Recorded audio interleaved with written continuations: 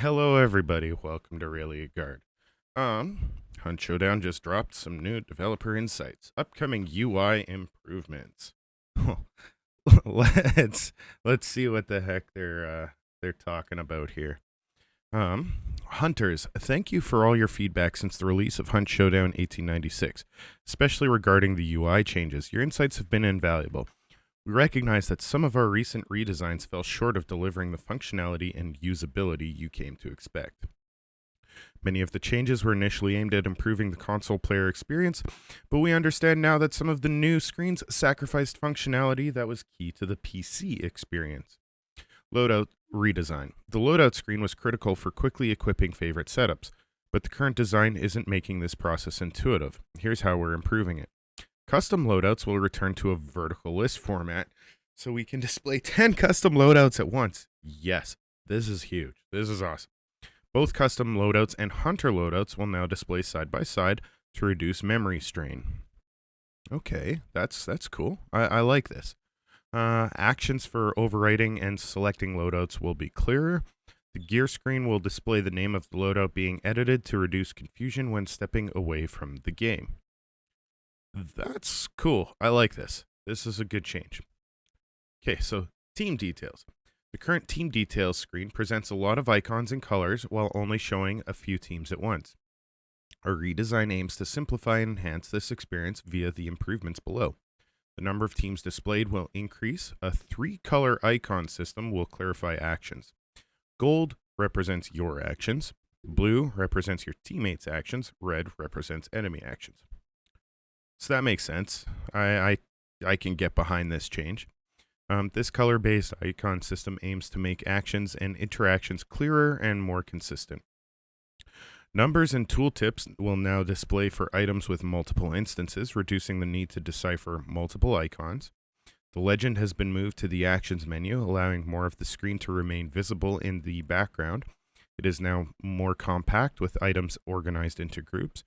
Timelines for all teams will toggle open simultaneously, eliminating the need to manually activate them one by one.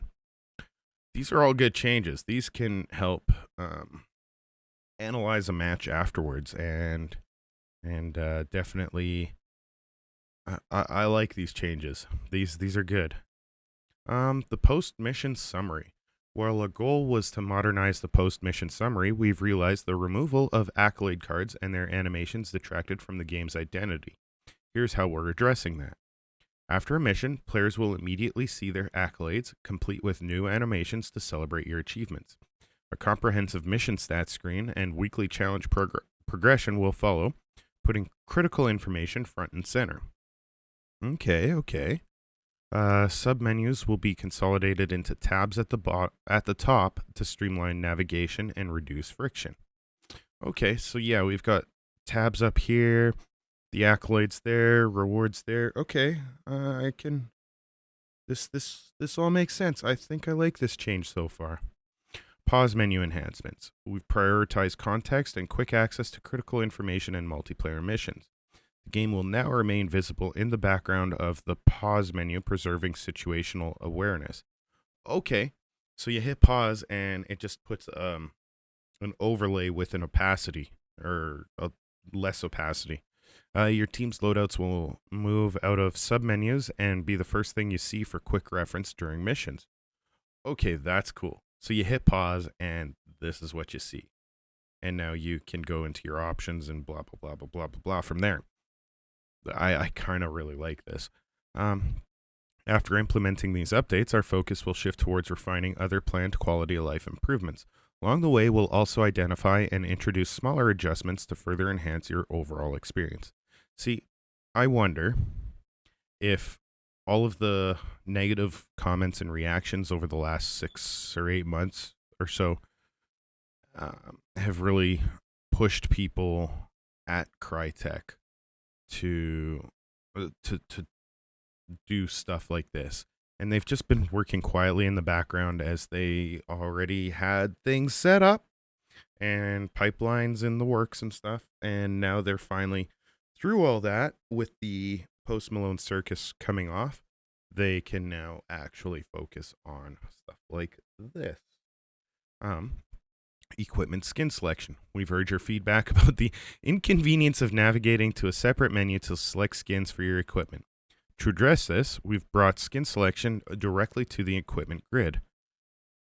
Thank you. Thank you, thank you, thank you, thank you, thank you, thank you, thank you.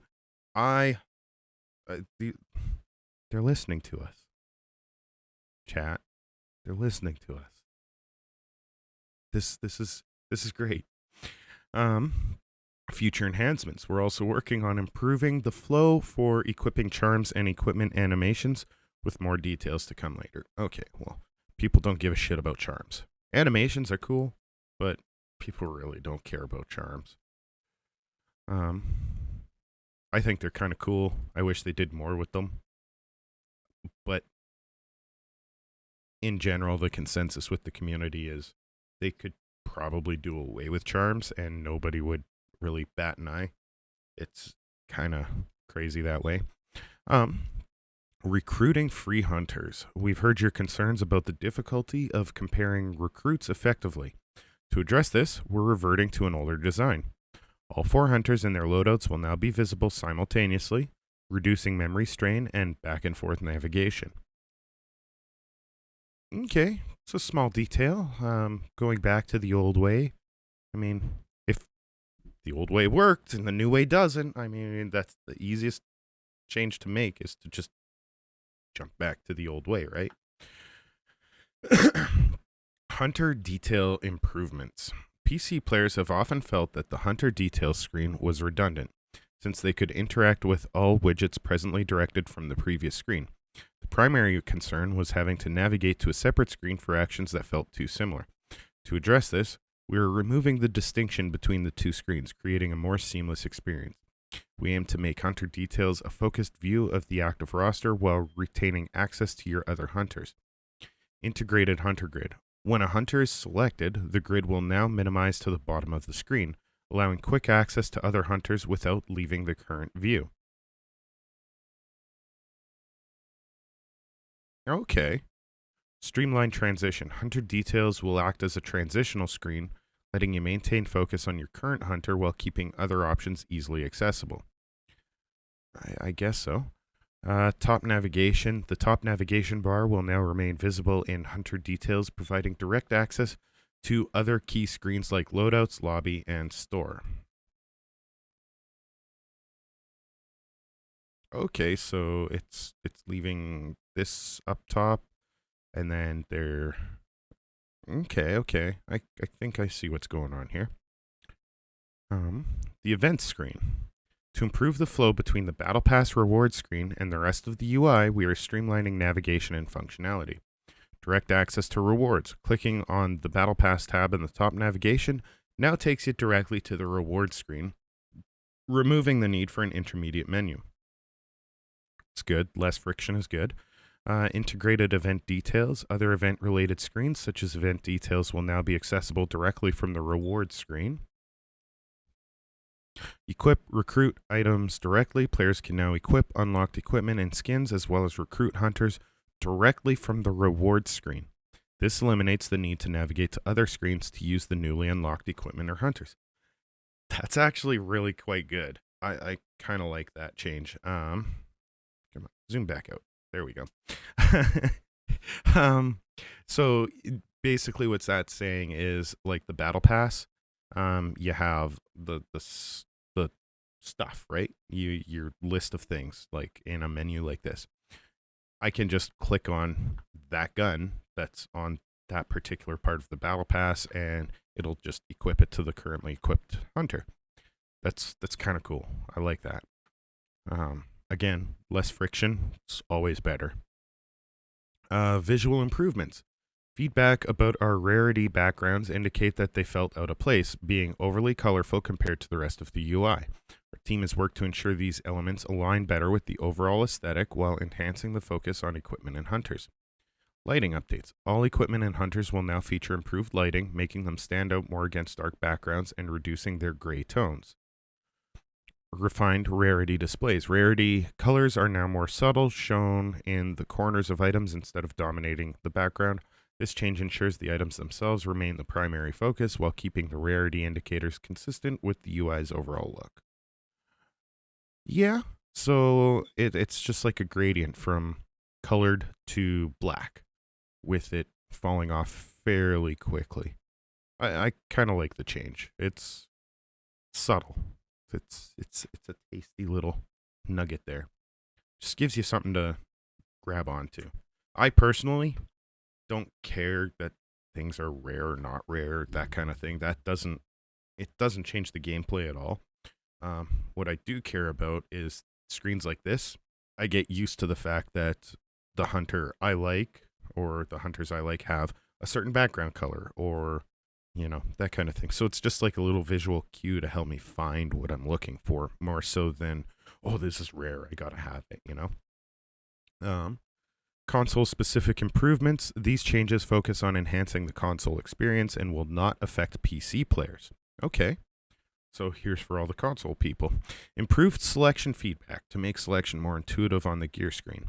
Screen sections will now adjust brightness to guide the player's focus. For instance, the equipment grid will dim when selecting from the loadout, and only the relevant slots will remain at normal brightness during the equipment selection. This ensures console players who lack a cursor will have clear visual cues about their current selection. That's cool. Filter controls adjustment. Filters now require players to switch focus to interact with them instead of managing dual planes of action. Once switched to filters, players can interact with them using the AX buttons instead of the Y triangle button. Filters remain interactive until the player switches back to the equipment grid, creating a more intuitive flow. So basically, instead of having filter and grid at the same time, it's either you're in the filter section or you're in the grid section and not in between. Keeps things succinct. Lobby improvements. We've heard your feedback on the home screen and lobby, and we'll share our progress in an upcoming update. Our goal is to unify lobbies into a single screen while also improving party management with these much requested features. Adding the ability for duos to matchmake a random third player, retaining parties when switching game modes, allowing any party member, not just the leader, to send invites, enabling PC players to invite 2 players at once, allowing party leadership to be transferred between members.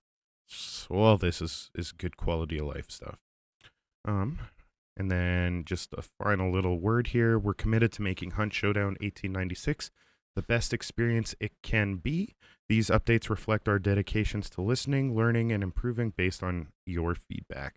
We look forward to bringing these improvements to you throughout 2025. Thank you for your continued support. We couldn't do this without you. Note, all the images featured in this post are not final and are subject to change before the final product is released. So, yeah, they listened. They've got all these good improvements coming. We'll see how well they're implemented, of course. But I see all positive changes here. If you've got any comments, of course, sound off in the comments down below.